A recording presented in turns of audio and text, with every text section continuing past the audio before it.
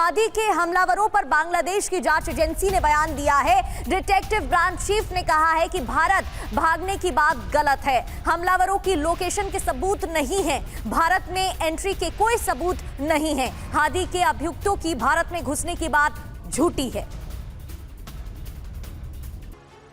तो देखिए, कम से कम सुकून की बात यह है कि बांग्लादेश की जो जांच एजेंसियां हैं वो अपना काम कर रही हैं और जो सच है उसे सामने लाया जा रहा है। यहां तक कि यूनुस सरकार के झूठे प्रोपेगेंडा की पोल खोली जा रही। हादी के हत्यारों पर यूनुस सरकार का झूठ बेनकाब कर दिया गया है। यूनुस सरकार ने कहा हत्यारे भारत भाग गए, जांच एजेंसी ने कहा हत्यारों के बारे में तो कोई जानकारी ही नहीं मिली है। यूनुस सरकार ने कहा भारत में हत्यारे छिपे हैं। जांच एजेंसी ने पूरी जांच करने के बाद कहा कि हत्यारों की लोकेशन अभी तक पता ही नहीं चल सकी। और यूनुस सरकार ने यह भी कहा कि भारत जांच में सहयोग करे।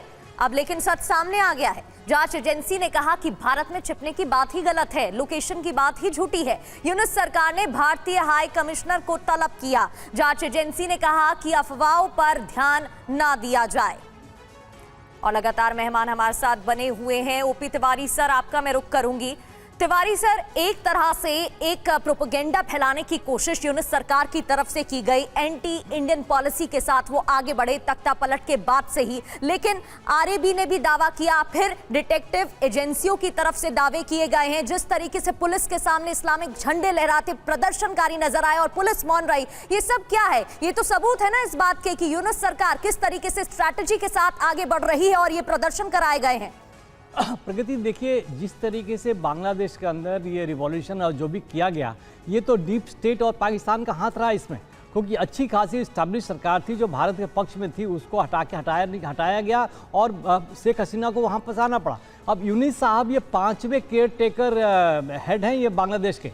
इसके पहले 4 जितने रह चुके हैं उनका टेन्योर 2 से 3 महीने तक ही रहा।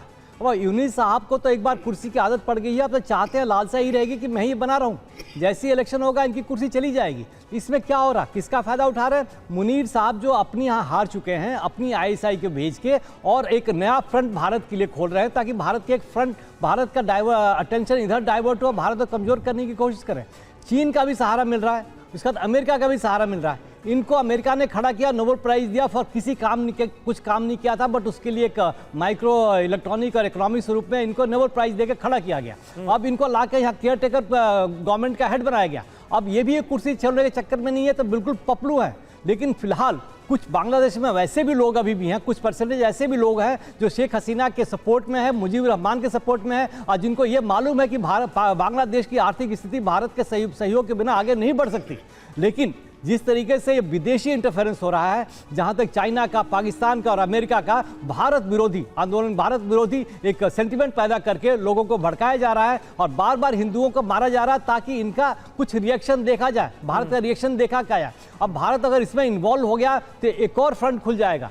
ये एक साधन, मतलब मुनीर की स्ट्रेटेजी हो या चाइना की स्ट्रेटेजी हो कि ऐसे सिचुएशन क्रिएट करो कि भारत की गवर्नमेंट इसमें इन्वॉल्व हो जाए। गवर्नमेंट अगर इन्वॉल्व हो गई तो फिर हमारे लिए तो एक नेगेटिव नैरेटिव बनेगा और हमारे लिए नुकसान होगा। हमें बिल्कुल सही बात है। और ढाका में कल मौजूद थे खान साहब, वहां के बहुत सीनियर जर्नलिस्ट, उन्होंने कहा कि जानबूझकर इसीलिए माइनॉरिटीज को टारगेट किया जा रहा है कि बांग्लादेश में भारत के खिलाफ और भारत में बांग्लादेश के खिलाफ एक माहौल बनाया जा सके, एक नैरेटिव बिल्ड किया जा सके। हादी की हत्या के मामले में अब तक 13 लोगों को गिरफ्तार किया गया है। मुख्य आरोपी फैसल अब भी फरार है। फैसल के परिवार वाले और गर्लफ्रेंड को अरेस्ट कर लिया गया है। पुलिस मुख्य आरोपियों की तलाश में जुटी है। मुख्य आरोपी फैसल मसूद, हादी का हत्यारा जिसे बताया जा रहा है, वो अभी भी पुलिस की गिरफ्त से दूर है।